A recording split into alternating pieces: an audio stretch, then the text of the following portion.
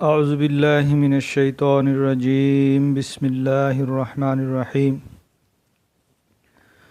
সুপ্রিয় দর্শক শ্রোতা মণ্ডলী, আসসালামু আলাইকুম ওয়া রাহমাতুল্লাহি ওয়া বারাকাতুহু। আজ আমি আপনাদেরকে এমন একটি দোয়ার কথা বলবো যে দোয়ার বিপরীতে সরওয়ারে কায়নাত ফখরে মওজুদাত আহমদ মুজতবা মুহাম্মদ মুস্তফা সাল্লাল্লাহু আলাইহি ওয়াসাল্লাম জান্নাতের ঘোষণা দিয়েছেন। সেটি হলো সাইয়্যিদুল ইস্তিগফার, আল্লাহর নিকট ক্ষমা চাওয়ার জন্য শ্রেষ্ঠতম দোয়া। এই দোয়াটি হয়তো অনেকের জানা আছে, আবার অনেকের জানা নেই, কিন্তু প্রতিটি মুসলমানের জন্য দোয়াটি জানা দরকার। কারণ রাসূলুল্লাহ সাল্লাল্লাহু তাআলা আলাইহি ওয়াসাল্লাম এতে আমাদের জন্য জান্নাতের সুসংবাদ দিয়েছেন। এটা একটি বিরাট ঘোষণা। নিঃসন্দেহে তা জান্নাত প্রত্যাশী মানুষের আনন্দিত হওয়ার বিষয়। রাসূলুল্লাহ সাল্লাল্লাহু তাআলা আলাইহি ওয়া আলিহি ওয়াসাল্লাম বলেছেন, যে কেউ দৃঢ় বিশ্বাসের সাথে দিনের বেলা এই দোয়াটি সাইয়্যিদুল ইস্তিগফার পাঠ করবে, ওই দিন সন্ধ্যা হওয়ার আগে মৃত্যুবরণ করলে সে জান্নাতবাসী হবে।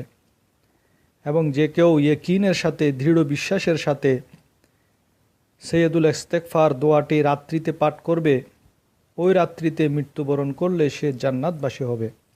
এই হাদিসটি বুখারী শরীফের হাদিস। তাই আমি দোয়াটি আরবির মূল টেক্সট সহ বাংলা উচ্চারণ সহ এখানে আপনাদের সামনে উপস্থাপন করছি।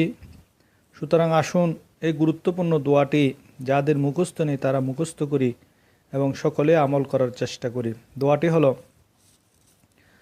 আল্লাহুম্মা আনতা রব্বি লা ইলাহা ইল্লা আনতা খলাকতানি ওয়া আনা আবদুকা ওয়া আনা আলা আহদিকা ওয়া ওয়া'দিকা মাস্তাতা'তু আউযু বিকা মিন শাররি মা সানা'তু আবুউ লাকা বিনি'মাতিকা আলাইয়া ওয়া আবুউ লাকা বিযামবি ফাগফিরলি ফাইন্নাহু লা ইয়াগফিরুয যুনুবা ইল্লা আনতা।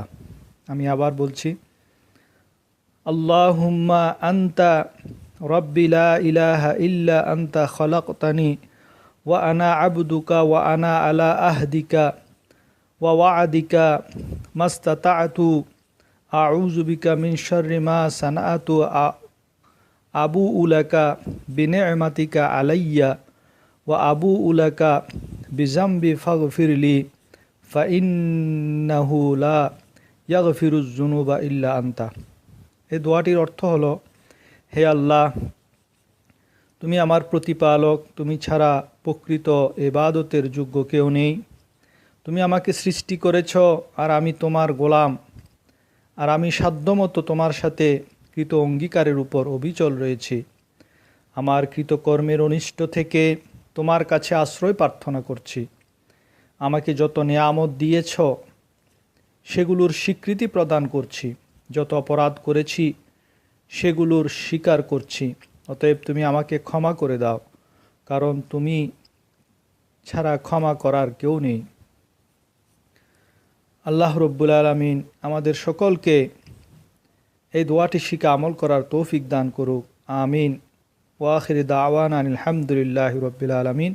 আসসালামু আলাইকুম ওয়া রাহমাতুল্লাহি ওয়া বারাকাতুহু।